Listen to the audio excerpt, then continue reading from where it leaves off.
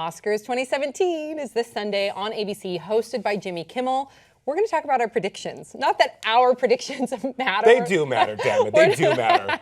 We're not film critics by any means, but why not get in on the mix, right? We've seen a lot of these films. Yeah. We'll talk about which ones we've seen, which ones we still have yet to see, because we have a few more days, okay? So let's go down the list. First of all, we'll start with Best Picture, right? Because most people talk about Best Picture.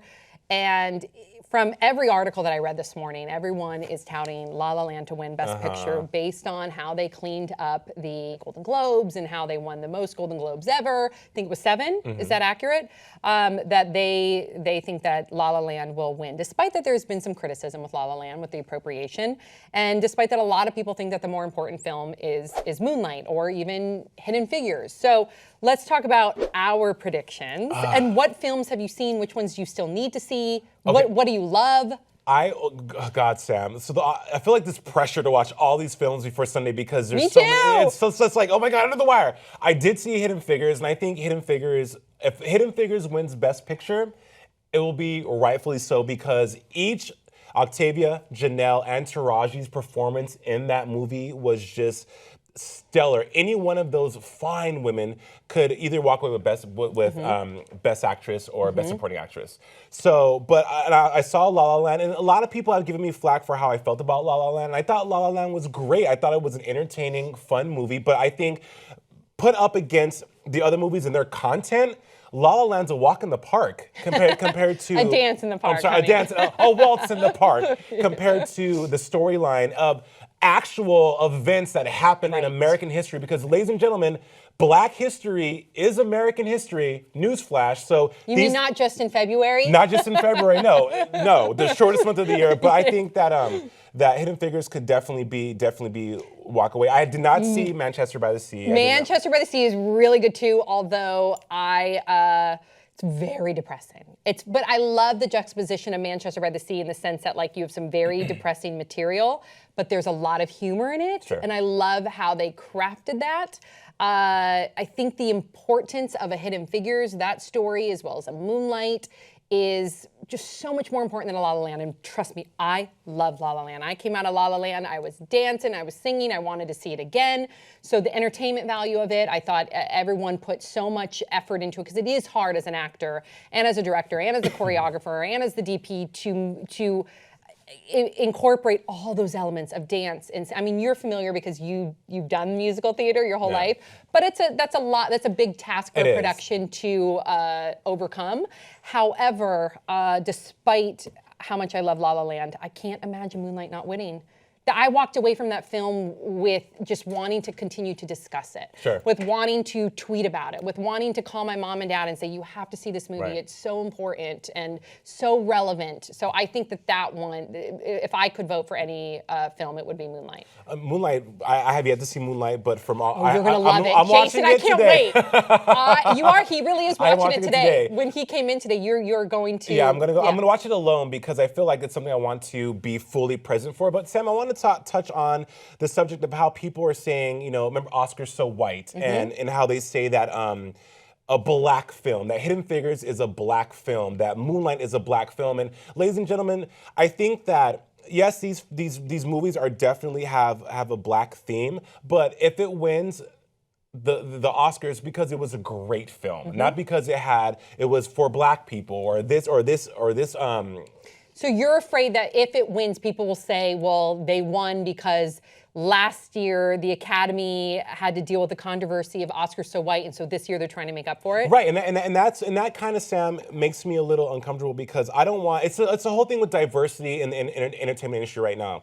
People, they're saying, okay, well, now it's cool to have this. Now it's the cool thing to have diversity when it was always the cool thing to have diversity. Shonda Rhimes, and the reason why her shows do so well is because she envisioned humanity and everyday life from a perspective that interracial relationships, people of different shades, people of different nationalities exist every day. It's nothing new. So I don't think that it bothers me when they say, well, let's just give it to these group of people because we have to do it as a consolation. Just like with Drake talking about his Grammy wins, like, I won for best rap song. But Hotline Bling wasn't a rap song. It could have easily been an R&B song. But because I'm black, they have to put me into this compartment. And I don't think that it should be that. I think if any of those films win that have a black theme, it should be because they were just simply fantastic movies. I agree with you. I think the counterpoint to that would be if it loses, people are going to wonder if it lost because, again, Oscar so white, Sure. and there's a number of other performances this year that people felt should have gone to other people of color, and so of course there still needs to be a push for diversity in Hollywood. But I agree with you; it's almost like this flip effect. So like if Moonlight wins, are people going to think it's because they're being politically correct because of last year? If Moonlight doesn't win, people are going to be upset, because La La Land wins over it. As far as Metacritic scores, the Metacritic score, Moonlight had the highest Metacritic score. I think it was like 99. As opposed to La La Land had 93, if I remember correctly. Okay, so there's other categories. And other Best Picture, we have Arrival. I thought Arrival was fantastic. Hell or High Water, I thought was fantastic. Hacksaw Ridge, Lion. So there's a lot of great films in that category. Also, actor in a leading role, we have Casey Affleck, Andrew Garfield, Ryan Gosling, Viggo Mortensen, and Denzel Washington. That's tough. Right. I think these are all incredible performances. And you know what? I would rather have those nominees because those are all brilliant actors. But Andrew Garfield, he was Spider-Man. Yeah. To see him in the realm with names like Right. Denzel Washington. Right. So I mean, I think the Best Picture, Best Actor, and Best Actress are always the ones that you're on the edge of your seat. Do you have a favorite? Do you have a favorite? I think I like Denzel Washington. I've grown up with Denzel. I don't have a favorite. If I could have an Oscar nominee, this year would be Jessica Chastain for Miss Sloane. Oh, you said that. Yeah, I feel Okay. like she was kind of robbed. Also, Amy Adams. Amy Adams was definitely robbed, in my opinion. Right. She moved me in Arrival. She absolutely moved me, and she did, was nominated. I'm not sure if she won in other award shows. She was nominated for her role in Arrival at other award shows, but no, not at the Oscars. And just because I feel an actress or an actor wins an Oscar, you still should go into a movie and laud them for their talent, and how they made you feel. Because at the end of the day, even if you don't win an Oscar, it doesn't mean that it wasn't a great picture. It doesn't mean that they didn't give a stellar performance. Right, because there is a lot of politics involved. There is. And then we also have actress in a leading role. We have Isabelle Huppert. I hope I'm saying her name properly. From Elle, Ruth Negga, Loving, Natalie Portman, Jackie. Wow, Natalie Portman did such a good job. Emma Stone, La La Land, and Meryl Streep, Florence Foster Jenkins. I love Meryl Streep, but I think Natalie Portman Did you see that? I did not see Jackie. Wow, like I didn't come from the era where I saw Jackie O on TV every day, so I didn't have much to go off of. But just based on her being such an iconic figure and watching certain interviews of her, I did have an image cemented in my mind of who she was, how she spoke. Natalie Portman did that, but then had all these different layers to it, where I forgot I was watching Natalie Portman and I felt like I was in the middle. I wasn't a huge fan of the movie. Yeah. It was slow for me. I'm sure the movie, a lot of people thought it was fantastic. I got bored during the movie, but I was so captivated by her. Captivated. That's how you felt for Jessica Chastain. And also, Sam, captivated. Yeah. I feel that with La La Land, I thought it was entertaining. We go to the movies at least personally, I go to the movies as a form of escapism. I want to escape everyday life and immerse myself in this experience. Yep. And I felt La La Land for me didn't captivate me the way I felt the choreography, the music, but the story to me was like, okay, we have someone who is trying to be an actress. And then at the end, she becomes this actress, and you revisit. It's like this cathartic, full circle storyline that we've seen many times before. I think the singing and dancing of La La Land was impeccable, but that was it for me. Right. Whereas a lot of these other movies, the acting and the story was great, and you could really sink your teeth into it. With the supporting roles too. So we'll do the supporting roles, and then we have to go on.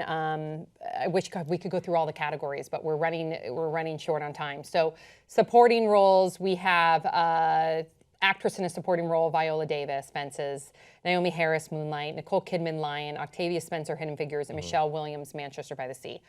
Gosh, that's also stacked. Yeah. I feel like Michelle Williams, she was in it she was great in Manchester by the Sea, but she's in it just so little. Right. But if she does But she makes an impact, right? I don't know. I think Viola Davis in Fences is going to claim that one. I do. Yeah.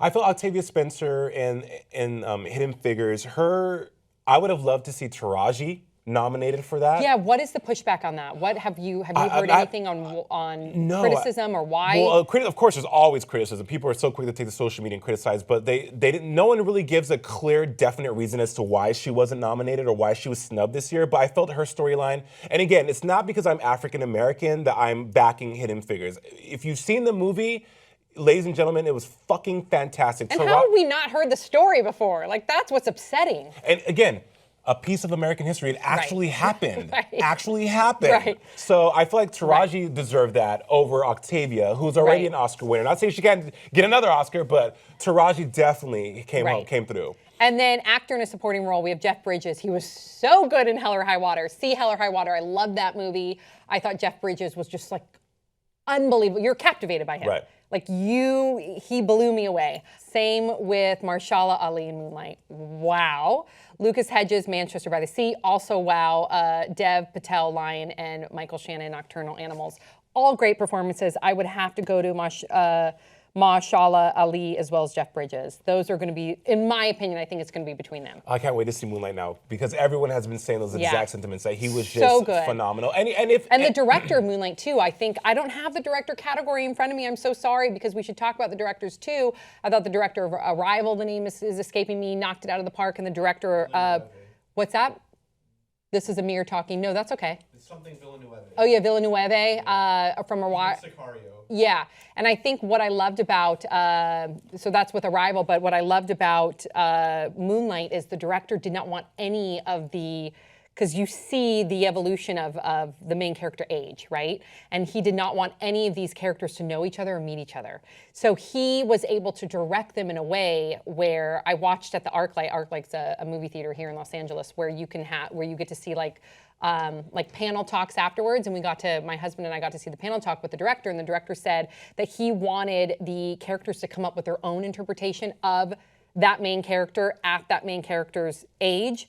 So, but then there's a thread that they all seem like the same person. Yeah. And that's based on his directing because he would tell them how to interpret certain emotions because he knew how the other one acted, but without the other one seeing that person's performance, so it didn't influence them. It's brilliant. So I really think that he should win Best Director, the director of Moonlight. Do you see how excited we are talking about this? Because that's the magic of cinema. So good. The magic of cinema. And I think this year's Oscars are definitely going to be weeks after they've happened, still a talking piece because these movies are all controversial. Right. They're all on theme of what's going on in the world today. So Sunday's gonna be full on. It's gonna be good. Yeah, it's gonna be. And then the animated category with Moana. There's so much to talk about. We have to go. I'm so sad.